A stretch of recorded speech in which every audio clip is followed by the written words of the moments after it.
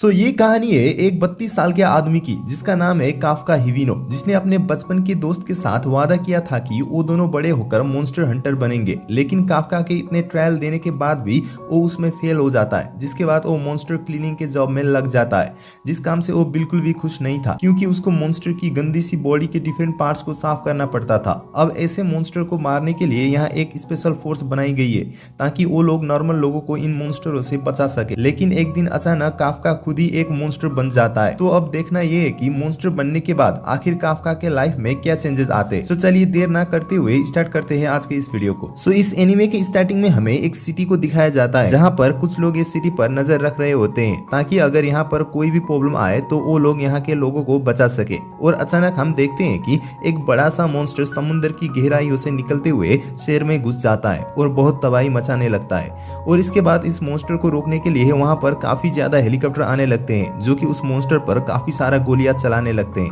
लेकिन फिर भी उसे ज्यादा कुछ असर नहीं होता और हम देखते हैं कि ये इंसिडेंट लाइव टीवी पर भी चल रहा होता है जिसे आम लोग भी देख रहे होते हैं। और आगे हमें पता लगता है कि ऐसे मॉन्स्टर को रोकने के लिए एक अलग सा फोर्स बनाई गई है जिनमें अलग अलग डिवीजन होते हैं। और अभी जो इस मॉन्स्टर को रोकने के लिए आए होते हैं वो 3rd डिवीजन से होते हैं। और यहाँ पर धीरे धीरे करके हेलीकॉप्टर से सभी सोल्जर्स उतरने लगते हैं और यहाँ पर बहुत ही तेज के साथ उस मॉन्स्टर पर अटैक करने स्टार्ट कर देते हैं। पर जैसे ही मॉन्स्टर का ध्यान यहाँ पर भटकता है तभी एक लेडी सोल्जर एक लॉन्चर से उस मॉन्स्टर के चेस्ट पर अटैक कर देती है, जिससे मॉन्स्टर की चेस्ट पर एक बहुत बड़ा होल हो जाता है और उसका यहीं पर एंड हो जाता है। अब क्योंकि इस मॉन्स्टर का मलबा शहर में बहुत ही जगह फैल चुका है इसके कचरा को हटाने के लिए यहाँ क्लीनिंग स्क्वाड आती है और बड़ी बड़ी मशीन लगाई जाती है, जिसके बाद ये क्लीनिंग का काम भी शुरू हो जाता है। और हमें पता चलता है कि ऐसे मॉन्स्टर को काइजू कहा जाता है। अब इस मिशन के कंप्लीट होने के बाद शहर के लोग और न्यूज रिपोर्टर डिवीजन 3 की काफी तारीफ करने लगते हैं कि कैसे उन्होंने बिना किसी को नुकसान पहुंचाए काइजू मॉन्स्टर को मार गिराया। और हमें पता चलता है कि जिस लेडी ने उस मॉन्स्टर पर लॉन्चर से अटैक किया था वो असल में डिवीजन 3 की लीडर आशिरो होती है। अब इसके बाद यहाँ क्लीनिंग स्क्वाड आके मॉन्स्टर की बॉडी को हटाने का काम शुरू कर देते हैं। और इसी वक्त हम एक क्लीनिंग वर्कर को देखते हैं जिसका नाम काफका हिविनो होता है। वो भी क्लीनिंग स्क्वाड का ही एक वर्कर होता है और इनका काम यहाँ पर काफी मेहनत भरा होता है। लेकिन हमें पता चलता है कि कोई भी इन लोगों की तारीफ नहीं करता, पर शहर के लोगों को तकलीफों से बचाने के लिए ये लोग अपने काम काफी अच्छे तरीके से करते हैं। इसके बाद हम यहाँ देखते हैं कि जब ये लोग वहाँ पर अपना काम कर रहे होते हैं तभी वहीं पर एक ड्रोन आ जाता है। ये ड्रोन इजुनो टेक कंपनी का होता है जो काफका से उस मॉन्स्टर का बॉडी सैंपल मांगता है। जिसके बाद यहाँ पर काफका भी उस ड्रोन में थोड़ा सा मॉन्स्टर का बॉडी सैंपल रख देता है। अब यहाँ पर एक वर्कर गलती कर देता है जिसकी वजह से मॉन्स्टर का एक बॉडी पार्ट फट जाता है और वहां से एक लिक्विड निकलता है जो कि उस वर्कर के पैर को जला रहा होता है। काफका यहाँ आकर उस वर्कर के पैर में दवाई डाल देता है और उसे हौसला देते हुए कहता है कि इसमें डरने की कोई बात नहीं है, ये मेरे साथ भी काफी बार हो चुका है। हमें पता लगता है कि इन लोगों के पास इस बड़े से मॉन्स्टर को यहाँ से हटाने के लिए सिर्फ 1 हफ्ते का टाइम था। इसी वक्त काफका के सीनियर उसे उस मॉन्स्टर के पेट को साफ करने के लिए कहते हैं क्योंकि पेट में जो चर्बी होती है काफका उसको साफ करने में एकदम माहिर था। पर ये बॉडी पार्ट साफ करना तो असल में काफका को भी बिल्कुल भी पसंद नहीं था। अब शाम को काफका अपना काम खत्म करके घर आ जाता है और अभी वो बहुत ही ज्यादा थक चुका है। वहीं पर अभी भी काफका को उसके बॉडी से उस काइजू की पोटी की स्मेल आ रही होती है। अब टीवी पे न्यूज चल रहा होता है कि कैसे 3rd डिवीजन के सोल्जर और उनके लीडर आशिरो ने मॉन्स्टर से सिटी को आराम से बचा लिया। हमें पता चलता है कि आशिरो अभी 27 साल की है और अभी तक वो ऐसे काफी सारे काइजू को मार चुकी है। अब टीवी में देखते हुए काफका अपने बचपन के दिनों को याद करता है जहाँ पर हमें पता लगता है कि काफका और आशिरो बचपन के दोस्त थे और दोनों ने ही बचपन में डिफेंस फोर्स ज्वाइन करके काइजू से लड़ने का वादा किया था। पर काफका सोचता है कि आखिर मेरे साथ ये चीजें अलग कैसे हो गई। पर यहाँ पर काफका अपने मन को हल्का करने के लिए खुद से ही अरे नहीं, इससे अच्छा तो मेरा ही जॉब है कहने लगता है। और सफाई करना तो काफी अच्छा काम है, इसके बिना तो हमारा शहर चल ही नहीं सकता और इसीलिए मुझे ये काफी अच्छा घर भी मिला है और साथ में खाने को भी मिलता है। और इसके बाद हमें काफका का घर दिखाया जाता है जो कि काफी ज्यादा गंदा होता है और यहाँ सब कुछ इधर उधर पड़ा होता है। अब अगली सुबह काफका अपना मुंह उठा के अपने काम पर पहुंच जाता है। यहाँ पर पहुंचने के बाद काफका को पता चलता है कि एक न्यू लड़के ने इनके क्लीनिंग स्क्वाड को ज्वाइन किया है और ये लड़के का नाम इचिकावा होता है। हमें पता चलता है कि इचिकावा भी डिफेंस फोर्स को ज्वाइन करना चाहता है और उसके लिए तैयारी कर रहा होता है। और इसके बाद हमें पता लगता है कि काफका ने भी डिफेंस फोर्स के लिए तैयारी की थी लेकिन वो कभी भी टेस्ट पास नहीं कर सका। उसका ये सपना अधूरा ही रह गया। यहाँ ये सुनकर इचिकावा काफका से पूछता है कि आखिर तुमने गिव अप क्यों कर दिया, जिसके जवाब में काफका कहता है कि मैंने अपने तरफ से तो पूरी कोशिश की थी लेकिन शायद उनकी किस्मत में मेरे जैसा होनहार बंदा था ही नहीं और मैं बस यहीं तक पहुंच सकता था। जब तुम मेरे एज में आओगे तो तुम भी समझ जाओगे। यहाँ काफका की बात सुनकर इचिकावा काफी रूड होकर बोलता है कि मैं कभी भी गिव अप नहीं करूंगा, इसके लिए चाहे मुझे मरना ही क्यों ना पड़ जाए। और ये बोलकर इचिकावा यहाँ से चला जाता है। जिसके बाद काफका अपने आप से गुस्सा होते हुए कहता है कि अरे यार, मैं यहाँ कुछ और भी तो बोल सकता था ना, जिससे मेरी इतनी भी बेइज्जती ना होती। क्या आखिर गिव अप करना इतना बड़ा गुनाह है क्या? और यहाँ अब बाद में हमें क्लीनिंग स्क्वाड को दिखाया जाता है, जिन्हें अलग अलग टीमों में बांट दिया जाता है, जो कि काइजू के अलग अलग बॉडी पार्ट्स को ले जाने का काम करेंगे। और काफका की किस्मत तो खराब थी, लेकिन आज यहाँ इचिकावा की भी किस्मत खराब होती है, क्योंकि इन दोनों को फिर से काइजू की चर्बी वाले हिस्से में भेजा जाता है। यहाँ ये सुनकर काफका काफी चिढ़ जाता है, पर फिर भी वो अपना काम काफी ईमानदारी से करना स्टार्ट कर देता है। अब यहाँ काफका का मैनेजर ये कहता है कि काफका कभी भी अपने काम को मना नहीं करता और अच्छे से काम कर देता है। अगर ये डिफेंस फोर्स के एग्जाम को पास कर देता तो शायद उसमें भी अच्छा ही करता। अब बाद में इन सब का लंच ब्रेक हो जाता है और सब अपना अपना लंच खा रहे होते हैं। यहाँ हम देखते हैं कि बदबू की वजह से इचिकावा और काफका की हालत काफी खराब हो जाती है, इसलिए काफका इचिकावा की मदद करने की कोशिश करता है और उसे विटामिन की गोली दे देता है और कहता है कि इससे तुम्हारी थोड़ी बहुत हेल्प हो जाएगी। और इसके बाद वो उसे नोज बर्ड्स भी देता है, लेकिन इचिकावा वहाँ पर ये लेने से मना कर देता है। जिसके बाद काफका उसे जबरदस्ती देने लगता है। जिसके बाद पूरा स्टाफ अपने काम में दोबारा लौट जाता है और शाम होते ही सभी लोग अपने घर जाने लगते हैं। अब काफका सोचता है कि चलो एक काम तो अच्छा हुआ कि काइजू की चर्बी वाले हिस्से का काम जल्दी से खत्म हो गया। तब वहाँ उसी वक्त इचिकावा आ जाता है और वो काफका से लंच में उसकी हेल्प करने के लिए शुक्रिया कहता है। और यहाँ इचिकावा काफका को बताता है कि डिफेंस फोर्स में भर्ती होने की एज अब बढ़कर 33 साल हो गई है और जब तुम गिव अप करने की बात बोल रहे थे तो तुम काफी ज्यादा उदास लग रहे थे, तो मैंने सोचा तुम्हें ये बात बता दूं, पर वैसे तुमसे मुझे कोई भी मतलब नहीं है। और ये कहकर इचिकावा वहाँ से जाने लगता है। पर इचिकावा की बात सुनकर काफका को भी थोड़ा हौसला मिलता है और वो इचिकावा को शुक्रिया कहता है। और यहाँ ये दोनों आपस में बात कर ही रहे होते हैं कि तभी अचानक जमीन के अंदर से एक मॉन्स्टर इचिकावा के पीछे आ जाता है और वो उसको खाने ही लगता है। पर एन वक्त पर काफका बहुत ही स्पीड से भागते हुए आकर उसे बचा लेता है। अब काफका इचिकावा को वहाँ से भागने के लिए कहता है, लेकिन इचिकावा उसे यहाँ मना कर देता है। ये सुनकर काफका इचिकावा से कहता है कि 2 लोगों के मरने से बेहतर तो एक ही इंसान मारा जाए, और वैसे भी तुम्हें डिफेंस फोर्स ज्वाइन करनी है तो तुम यहाँ पर अपनी जान क्यों देना चाहते हो।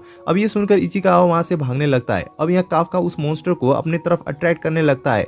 अब ये मॉन्स्टर काफका के पीछे लग जाता है, सो काफका उसे बचने के लिए अपना सारा दम लगाकर भागने लगता है। यहाँ भागते हुए काफका को एक बड़ी बिल्डिंग दिखती है, सो काफका ये मॉन्स्टर से बचने के लिए उस बिल्डिंग के गली में घुस जाता है। अब यहाँ बिल्डिंग की दूसरी तरफ कांच लगा होता है, सो काफका उस कांच को तोड़ता हुआ बाहर निकल जाता है। जिसके बाद हमें काफका का एक फ्लैशबैक दिखाया जाता है, जहाँ काफका और आशिरो एक पहाड़ी पर बैठे होते हैं। यहाँ दोनों के घर और स्कूल को काइजू ने तबाह कर दिया था और साथ में आशिरो की 2 में से एक कैट की भी मौत हो जाती है। और इसीलिए ये दोनों काइजू से लड़ने के लिए डिफेंस फोर्स ज्वाइन करने का फैसला करते हैं और कहते हैं देखते हैं कि हम दोनों में से कौन सबसे ज्यादा कूल ऑफिसर बनेगा।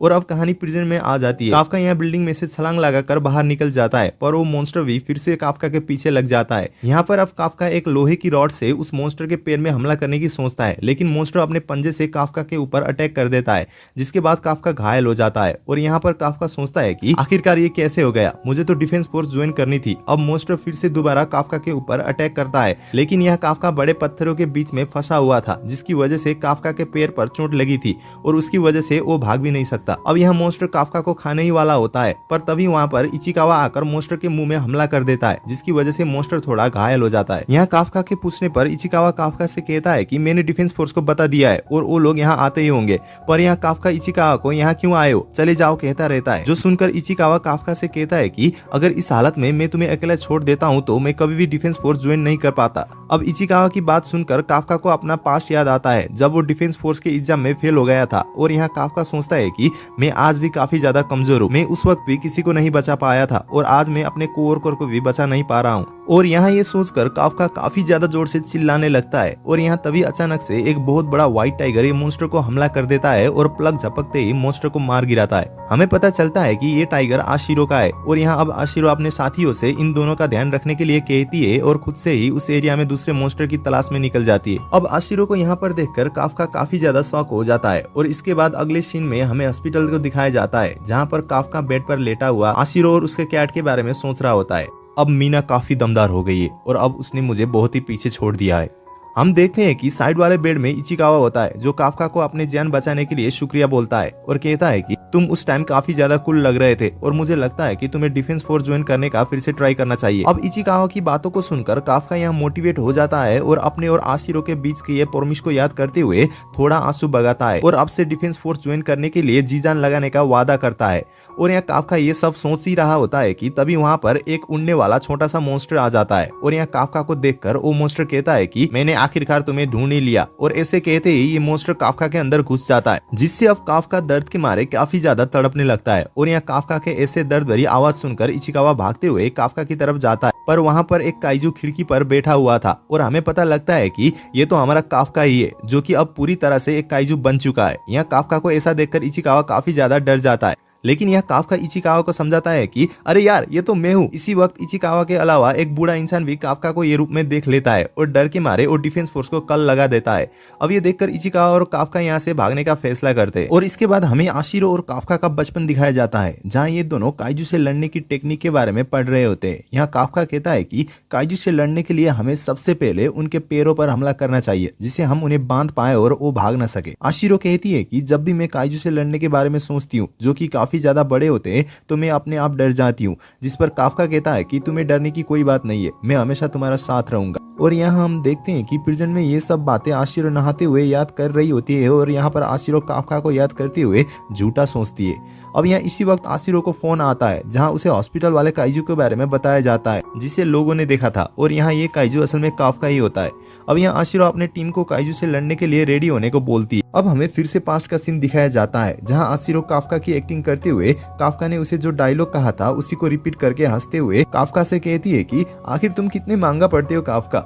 अरे चुप हो जाओ यार, इसके बारे में किसी को मत बताना वरना मेरी बेइज्जती हो जाएगी। यहाँ आशिरो कहती है इसके लिए थैंक यू, अगर हम दोनों साथ रहेंगे तो हमें किसी चीज से डरना नहीं पड़ेगा। इसके बाद सीन प्रिजन में आ जाता है जहाँ आशिरो अपने स्क्वाड के साथ हॉस्पिटल में जाने के लिए तैयार थी। अब यहाँ काइजू की न्यूज चारों तरफ फैल चुका था। यहाँ फिर से हम उस डरे हुए बूढ़े इंसान को देखते। सो यहाँ इचिकावा कहता है कि हमें इस बूढ़े को सारा सच बताना पड़ेगा कि ये सारी केवल मिसअंडरस्टैंडिंग है, सो इसे देखकर थोड़ा स्माइल कीजिए। तभी यहाँ काफका एक स्माइल वाला मुंह बनाते हुए बूढ़े से कहता है और दादाजी सब ठीक ठाक। पर जैसे ही वो बूढ़ा इसे देखता है उसकी वहीं पर फट जाती है और वो वहीं पर बेहोश हो जाता है।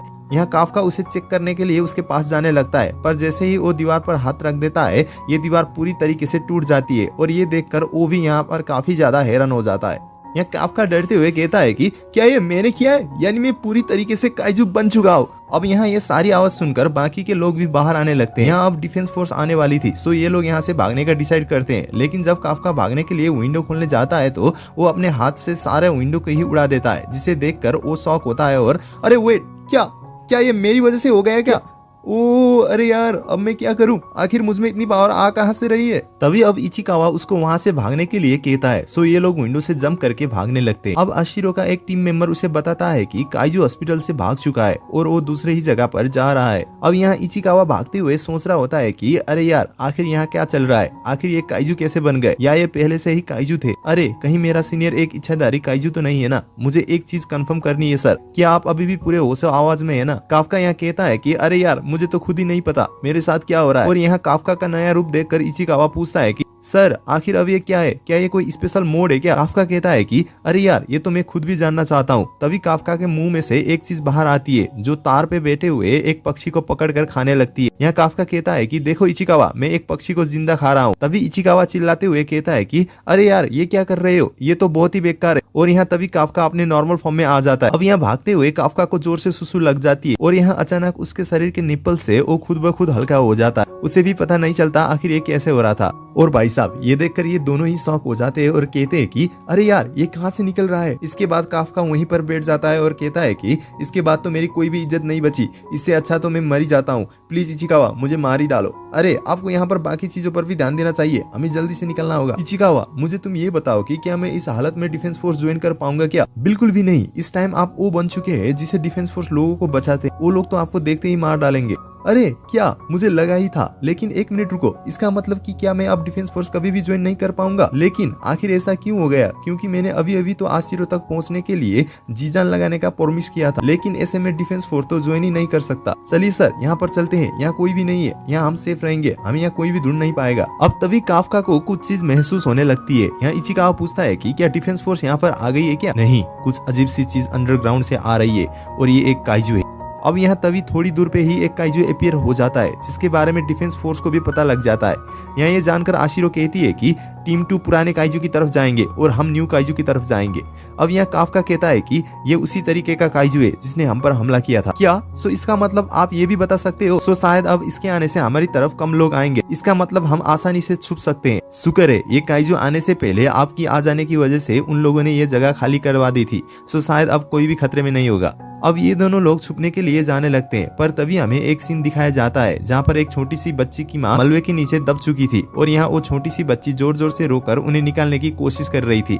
उसकी मॉम उसे वहाँ से जाने को कह रही थी, पर वो उनकी बात नहीं मानती। अब वो काइजू उन्हें देख लेता है और ये काइजू अब उस बच्ची को खाने के लिए आगे बढ़ने लगता है। यहाँ ये छोटी बच्ची अब अपने माँ से गले लग के जोर जोर से चीखने लगती है और यहाँ तभी हम देखते हैं कि काफका उसी वक्त वहाँ आके उस काइजू को एक जोरदार मुक्का मारता है, जिसकी वजह से वो काइजू दूर जाके गिरता है। और यहाँ काफका कहता है, बच्चे को हाथ लगाने से पहले मुझे हरा कर दिखा। अब ये बोलने के बाद काफका खुद से ही कहता है कि रुको एक मिनट, ये डायलॉग तो मैंने पहले भी कहीं सुन रखा है। अरे यार, क्या मैं अब इतना स्ट्रॉन्ग बन गया हूँ? ये तो बहुत ही कूल है। अब यहाँ काफका उस बच्ची के पास जाता है, पर वो बच्ची काफका से डर रही होती है। यहाँ काफका स्माइल करके उसे मनाने की कोशिश करता है, पर इससे वो बच्ची और भी ज्यादा डर जाती है। यहाँ काफका उस बच्ची को कहता है कि बस करो, रो मत, अब मैं थोड़ी ही देर में यहाँ से चला जाऊंगा। अब यहाँ इचिकावा भी आ जाता है और यहाँ काफका उस बच्ची की माँ को मलबे से बाहर निकालता है। इचिकावा बच्ची से कहता है कि तुम चिंता मत करो, तुम्हारी माँ सिर्फ बेहोश है, उन्हें जल्दी होश आ जाएगा। अब काइजू फिर से वही जगह पर आ जाता है। सो काफका इचिकावा को इन दोनों को लेकर यहाँ से जाने को बोलता है।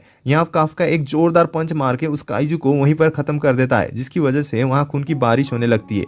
अब यहाँ काफका कहता है कि अब सब कुछ ठीक है, तुम इसकी माँ को लेकर जल्दी से हॉस्पिटल के लिए निकलो। अब लास्ट में काफका जब यहाँ से जाने लगता है, तब ये छोटी बच्ची काफका को शुक्रिया करती है और यहाँ पर उस बच्ची को देखकर काफका को आशिरो की याद आ जाती है, जिसकी वजह से काफका फिर से आशिरो के साथ देखा हुआ सपना याद करता है। पर फिर यहाँ प्रिजन में काफका निकलने लगता है। इचिकावा बोलता है कि सर, मैंने एम्बुलेंस को बुला लिया है, सो चलो सर, कोई और आने से पहले हम यहाँ से निकल जाते हैं। तभी यहाँ काफका कहता है कि इचिकावा, मैंने अभी भी हार नहीं मानी है, मैं अभी भी कोशिश करने वाला हूँ और एक दिन मैं उसके साथ खड़ा होना चाहता हूँ। अब थोड़ी देर बाद मीना और उसकी टीम वहाँ पर आ जाती है और ये लोग वहाँ का नजारा देखकर बहुत ही ज्यादा हैरान हो रहे थे। अब यहाँ आशिरो उस बच्ची के पास चली जाती है और यहाँ उस काइजू के बारे में पूछताछ करने लगती है। यहाँ वो बच्ची काइजू को याद करके डर जाती है। तभी आशिरो कहती है कि तुम चिंता मत करो, मैं उन सभी काइजू को मार डालूंगी। जिस बात को सुनकर ये बच्ची खुश हो जाती है और दूसरे ही पल अचानक दुखी होकर कहती है कि आप मुझसे प्रॉमिस करोगी कि आप उस अच्छे वाले काइजू को नहीं मारोगी, क्योंकि उस काइजू ने मेरी माँ को बचाया है।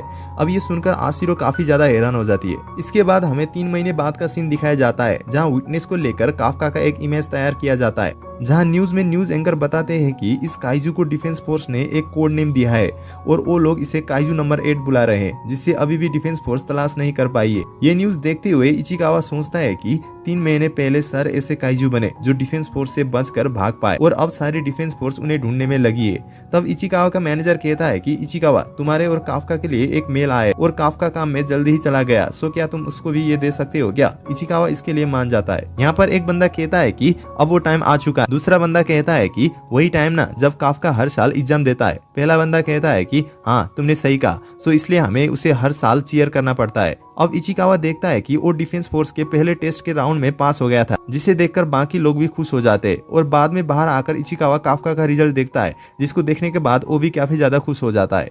ये देखकर एक बंदा कहता है कि लगता है काफका ने भी एग्जाम क्लियर कर लिया है, पर ये उसका लास्ट चांस है। दूसरा बंदा कहता है कि मैं चाहता हूँ कि वो ये दूसरा चांस ले, क्योंकि उसने इसके लिए बहुत मेहनत की है। इचिकावा काफका के पास पहुंचता है और उसे कहता है कि सर, आपने पहला राउंड क्लियर कर लिया है।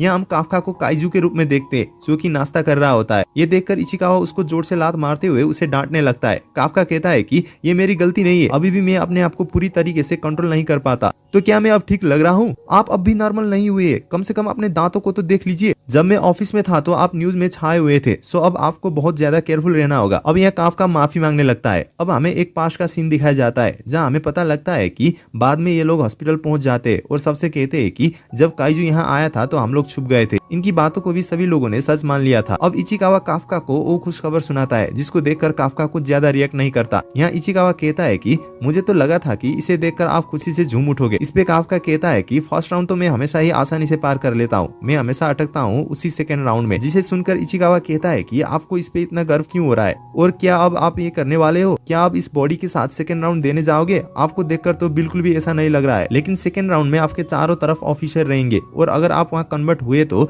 वो लोग आपको देखते ही मार डालेंगे, चाहे जो मर्जी हो, लेकिन मैं फिर भी इस एग्जाम को जरूर से दूंगा। मैंने पिछले 3 महीने बहुत ही ज्यादा मेहनत की है, लेकिन फिर भी अभी तक मैं ये नहीं जान पाया हूँ कि मैं वापस कन्वर्ट कैसे होऊंगा। वैसे भी ये मेरा लास्ट चांस है, सो इसलिए मैं इसे बिल्कुल भी वेस्ट नहीं करने वाला। पर आप ये याद रखिएगा, अगर आप कन्वर्ट हो जाएंगे तो मैं आपका साथ नहीं दे सकता, और क्योंकि अब हम एक ही गोल के लिए कम्पीट कर रहे हैं तो आपसे हम एक दूसरे के कॉम्पिटिटर है। सो गाइज, इसी के साथ पार्ट 1 यहीं पर खत्म हो जाता है। आपको ये वीडियो कैसी लगी कमेंट करके हमें जरूर बताएं, और ऐसे ही वीडियो देखने के लिए चैनल को सब्सक्राइब जरूर करें। सी यू सून।